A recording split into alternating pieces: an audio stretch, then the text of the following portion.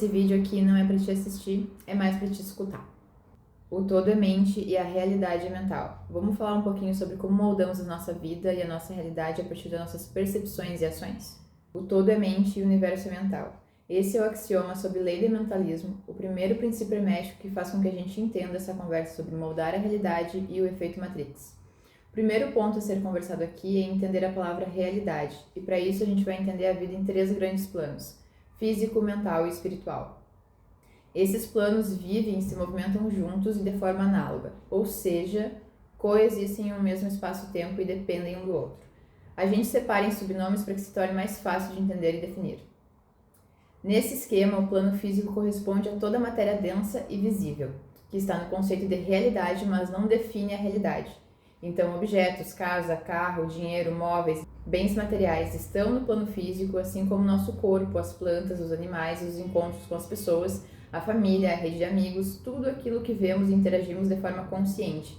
E nossa mente consciente, lógica, racional, tem como realidade essas coisas, porque não existe uma comunicação sutil ali. É uma questão de racionalizar sob provas tangíveis ao óculos lógico que temos. No plano mental, vamos subalocar os pensamentos, os comportamentos, os hábitos, as emoções, os sentimentos, tudo que ainda temos certeza que existe porque criamos e sentimos, mas não tocamos exatamente, são menos tangíveis, menos fáceis de explicar e dar formas como as coisas no plano físico. E aqui tem uma grande chave de realidade. Todo esse combo entra na nossa realidade, mas tem uma velocidade e um acontecimento visceral no dia a dia. Então é mais trabalhoso concluir isso como tua realidade. Muda muito rápido e é uma leitura holográfica que a mente consciente tem mais dificuldade de aceitar. Demanda um esforço e um desapego da racionalização para além da lógica. No plano espiritual, deixamos as coisas mais profundas, como virtudes, valores, ancestralidade, conexão energética, etc. Não é o intuito entrar nesse plano de forma profunda nesse vídeo. Mas o plano espiritual também está dentro da realidade, influenciando o universo que tu vê, que tu cria na tua mente. E aí a gente entra no axioma, que é o todo é mente e o universo é mental. Nesses 3 planos há uma diferença vibracional, o que também explica a diferença da velocidade deles. Lembra que eu te falei que o plano mental tem uma velocidade muito alta para a mente consciente? E por isso, às vezes, se torna mais trabalhoso explicar pensamentos, emoções, sensações e sentimentos.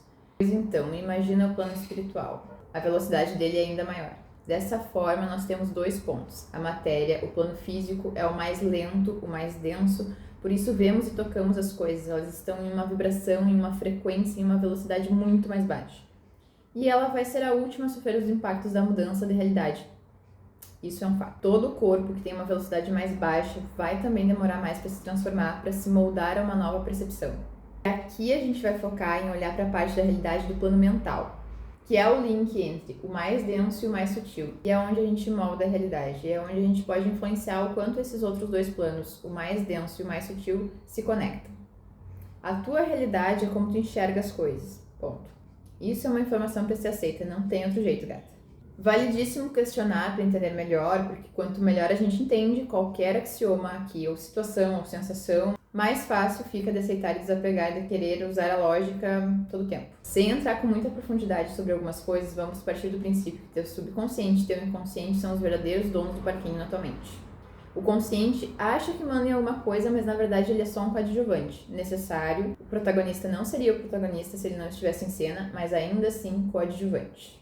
Essas partes da tua mente são mais sutis e analógicas, que não têm necessidade de racionalização e vão estar jogando a teu favor a todo momento. E é ali que temos a conexão espiritual também, mas isso só a título de informação por enquanto.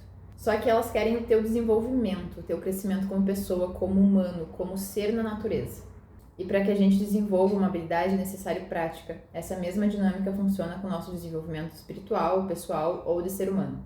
Pensando que todos esses desenvolvimentos vão te levar para o local de ser mais autêntico em essência, um criador com valores e virtudes antes de conquistas materiais e egocentrismo. Mas para que a gente desenvolva essas habilidades humanas para cumprir tua função dentro da natureza, vamos passar por desafios, testes, provações, vamos ter oportunidades de desenvolver essas habilidades e de nos ascender, de evoluir, de despertar aspectos mais profundos, generosos e entusiásticos. Aí entra a parte que teu subconsciente e teu inconsciente ficam buscando os tipos de desafios que te proporcionam essa oportunidade, sempre e a todo momento, de desenvolver essas habilidades. E aqui entra a lei da atração também. Quanto mais desenvolvido, com a percepção mais horizontalizada e mais consciência disso, mais alto tu vai vibrar. O que significa que em plano mental a gente vai começar a conseguir entender a dinâmica da vida, entender o que é frequência e vibração e entender como que a gente se coloca no mesmo nível daquilo que a gente quer atrair. Mais próxima vai ficar a comunicação entre o mais denso e o mais sutil. E assim a gente chega no clímax do vídeo. São os moldes do teu plano mental que vão dar a forma à tua realidade, como tu enxerga e reage a tudo que acontece. Como tu percebe e dá significado ao universo, o quanto das tuas emoções te influenciam, o quanto dos teus sentimentos são genuínos, o quanto tu está incentivando que isso cresça dentro de ti. E o que tu está incentivando crescer dentro de ti. O quanto tu está aproveitando para crescer e aprender com os desafios que a tua mente está atraindo. Se a gente tem aquela visão de mundo vitimista e mesquinha, em que acreditamos que nós somos os mártires, que estamos em uma relação tóxica porque o outro é tóxico, que estamos passando por crises de ansiedade ou depressão porque o mundo está do jeito que está, ou sempre buscamos algo ou alguém para culpar pelo nosso local de incômodo, então a nossa vida vai ser mesquinha. Não porque ela tá de birra com a gente, ou porque um ser ou uma entidade quer nos castigar. Simplesmente porque tu tá dando esse foco, olhando as situações de forma pessimista e tirando a tua responsabilidade de jogo. É completamente comum que façamos isso, pois assumir a responsabilidade por qualquer situação implica que aquilo vai mudar se mudarmos. E queremos mudar? Sim. Só não queremos o esforço de mudar, não queremos trabalho. Nosso cérebro não quer ter que criar novas combinações sinápticas e nem hormonais. Mas talvez não tenha outra maneira, olhar para o que acontece contigo com as tuas emoções, pensamentos, sensações como observador e analisar o comportamento, a ótica e o gatilho que leva isso a acontecer é um caminho para começar a entender a inteligência da vida. Percepção é foco, é lente, é escolha. Tu literalmente vai escolher entre ver uma crise financeira como um castigo ou uma imprudência do governo, dos estados, enfim, ou olhar para isso como uma oportunidade de criação de ordem para ti. Culpar ou terceirizar o acontecimento ou tomar posse do teu local no mundo, que é criar uma solução. Tu pode odiar a pessoa com quem tu te relaciona, mas tu sabe que ela não é a única verdadeira culpada por agir daquela forma. Tu vai ter que assumir os riscos e as consequências de cortar o laço, terminar o relacionamento, enfim.